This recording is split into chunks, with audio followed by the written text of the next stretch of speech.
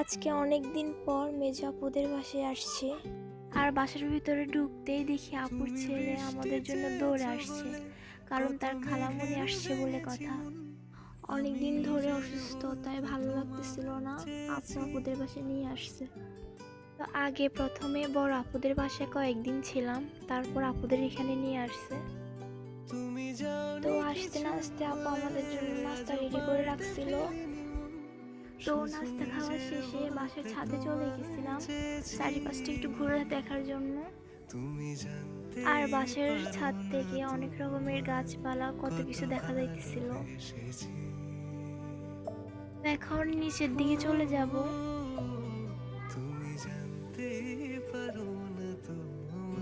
তো এখন আবার বাড়ির পিছনের দিকটায় চলে আসলাম। মানে ভাইয়া তারপর আপুর শ্বশুর অনেক রকমের গাছ লাগিয়েছিল, অনেক রকমের সবজি। তারপর এদিক দিয়ে আবার চলে যাচ্ছে বাইরে।